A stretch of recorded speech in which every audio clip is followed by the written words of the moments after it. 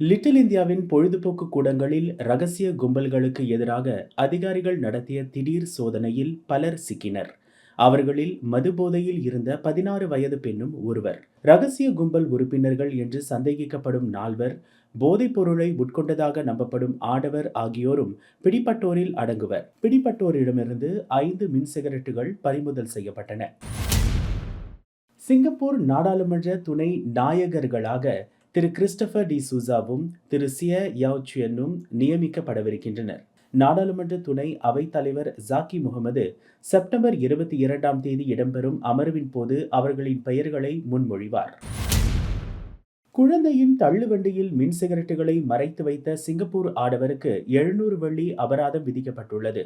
காரின் பின்பகுதியில் இருந்த குழந்தைகளுக்கான தள்ளுவண்டியில் மின் சிகரெட்டை ஒளித்து வைத்திருந்த அவர் உட்லண்ட்ஸ் சோதனைச் சாவடியில் சிக்கினார்.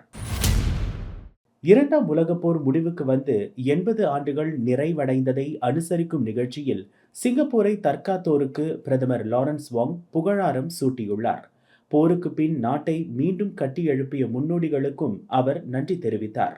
கிராஞ்சி போர் நினைவிடத்தில் சடங்குபூர்வ நினைவஞ்சலி நிகழ்ச்சி நடத்தப்பட்டது. கடும் வெள்ளத்தால் நிலை குலைந்துள்ள பாகிஸ்தானுக்கு நிதி திரட்ட முற்பட்டுள்ளது சிங்கப்பூர் செஞ்சிலுவை சங்கம். அதற்கு 64,000 வெள்ளியை நன்கொடையாக வழங்கியுள்ளது சிங்கப்பூர் அரசாங்கம். பாகிஸ்தானில் கொட்டி தீர்த்த பருவமழையால் நூற்றுக்கணக்கான உயிர்கள் பலியாயின.